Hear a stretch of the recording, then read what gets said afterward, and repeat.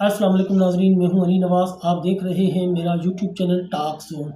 नाजरीन, इस वक्त तक की 4 टॉप स्टोरीज हैं जिनके ऊपर भी बात करेंगे। सबसे पहले हमारे पास स्टोरी है हुकूमत की फायरवॉल नाकाम हो गई और बिलाखिर बंद करनी पड़ गई। अगली खबर है हमारे पास, नस्लों की तरबियत कैसे की जाती है। अल्लामा डॉक्टर शफीक अमीनी साहब ने ये बता दिया है हमें।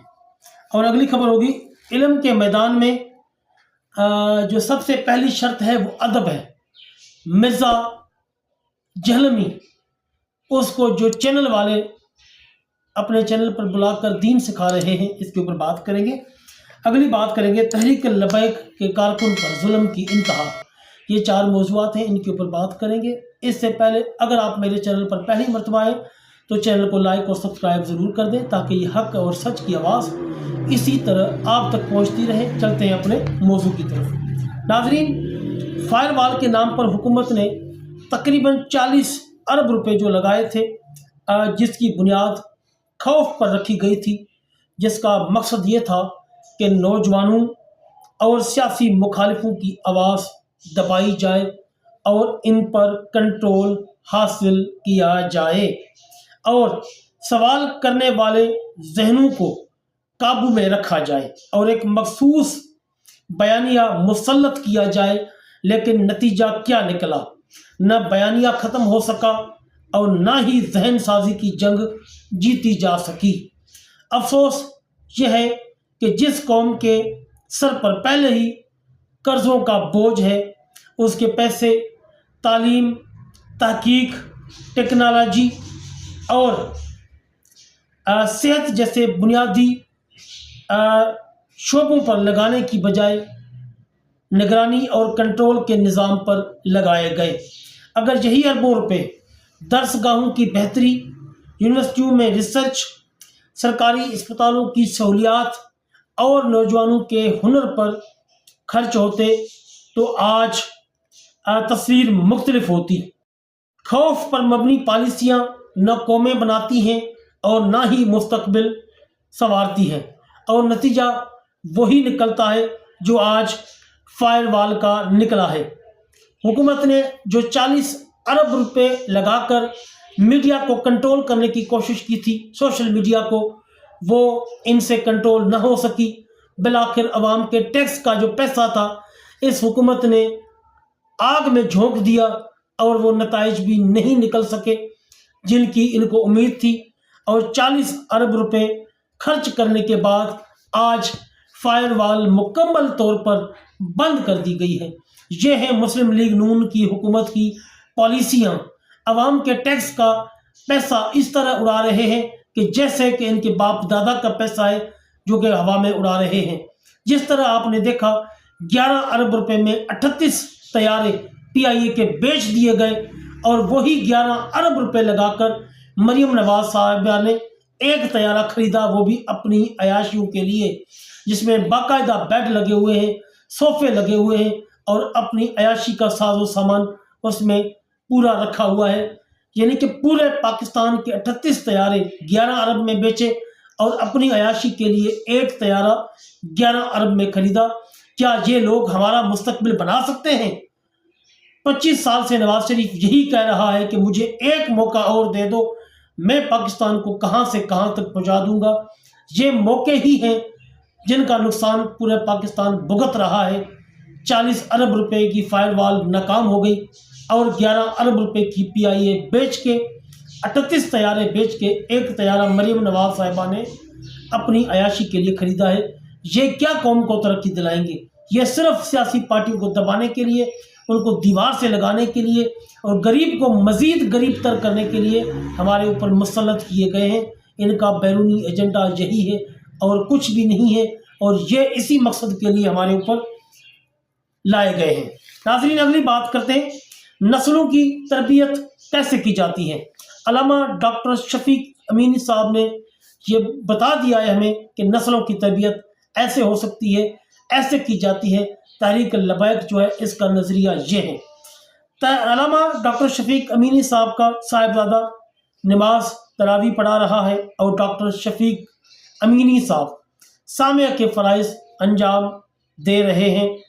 یہ ہے تحریک لبیک والوں کا کردار، جو کہ اپنے بچوں کو دینی تعلیم سے آراستہ کر رہے ہیں، حضور علیہ الصلوۃ والسلام کا جو راستہ ہے اس پر چلا رہے ہیں، اس راستے پر پوری قوم کو لے جانا چاہتے ہیں اور دین کو پھیلانے کا سبب بن رہے ہیں۔ اور اسی دینی تعلیم سے عالم کفر کو، قادیانیوں کو اور ہمارے پنجاب کے حکمرانوں کو اور شہباز شریف کے خاندان کو تکلیف ہے کہ اگر دین غالب آ گیا تو ہمارا کیا بنے گا۔ پتر دین نے تو غالب آنا ہی آنا ہے، یہ بابا جی ہمیں فرما کر گئے ہیں کہ دین نے آنا ہی آنا ہے، اس کو غالب آنے سے دنیا کی کوئی طاقت نہیں روک سکتی۔ آپ شفیق امینی صاحب کے بیٹے کی یہ ویڈیو ملاحظہ فرمائیں۔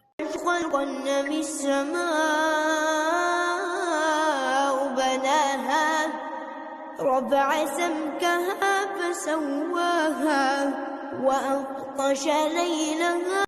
ناظرین، آپ نے ویڈیو میں دیکھ لیا کہ ان کا بیٹا آگے تراویح پڑھا رہا ہے اور علامہ ڈاکٹر شفیق امینی صاحب پچھلی صف میں سامعہ کے فرائض سر انجام دے رہے ہیں۔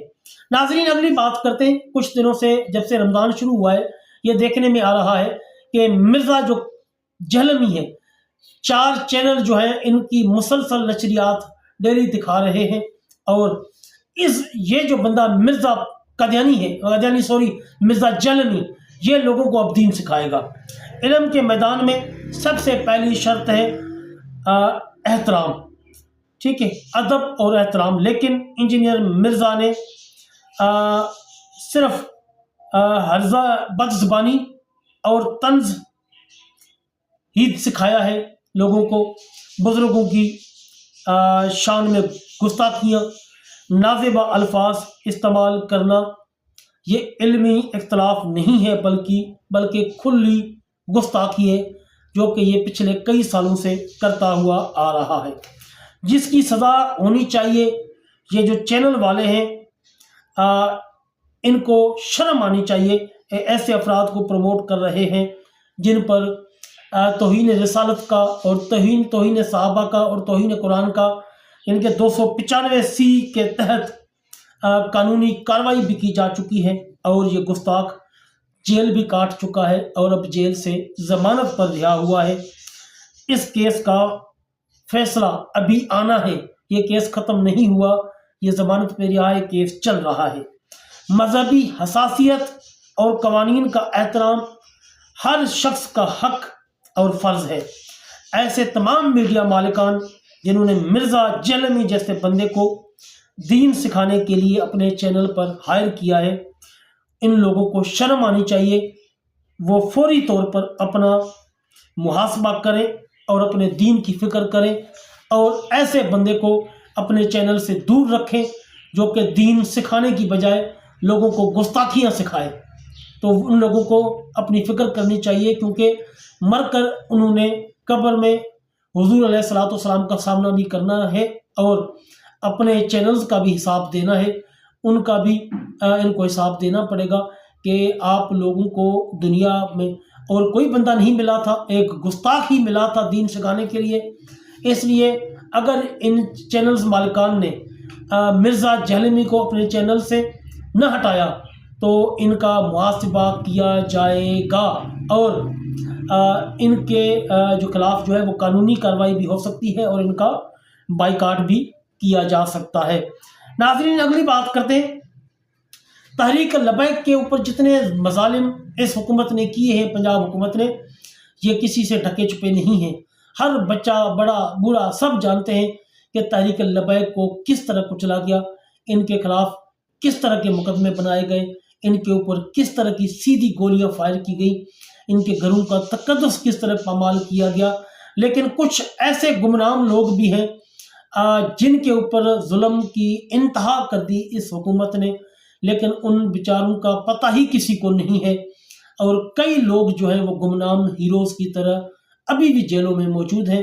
میں آپ لوگوں کو آج ایک ایسے ہی بندے کی شارٹ ہسٹری بتاؤں گا جو کہ قید اور بند کی 2 صعوبتیں برداشت کر رہے ہیں پچھلے 2 سالوں سے۔ ان 2 سالوں میں ان کے ساتھ کیا ہوا یہ میں آپ لوگوں کو یہاں پر بتاؤں گا۔ شیخو پورہ کے سابقہ امیر تحریک لبیک پاکستان علامہ طاہر سیفی صاحب جو کہ تقریباً 2 سال سے قید و بند کی صحبتیں برداشت کر رہے ہیں. قید کے دوران ان کے گھر بچے کی پیدائش ہوئی، بیٹے کی پیدائش ہوئی، اور چند دن کے بعد وہ بچہ فوت بھی ہو گیا، اور علامہ طاہر سیفی صاحب کو نہ اس بچے کا منہ دکھایا گیا اور نہ ہی اس بچے کے جنازے میں شرکت کی اجازت دی گئی.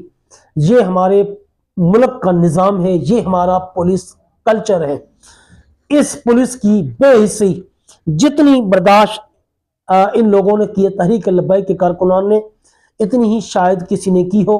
لیکن پچھلے دنوں میں دیکھنے میں آ رہا ہے کہ پولیس جو ہے وہ بالکل آؤٹ آف کنٹرول ہو چکی ہے.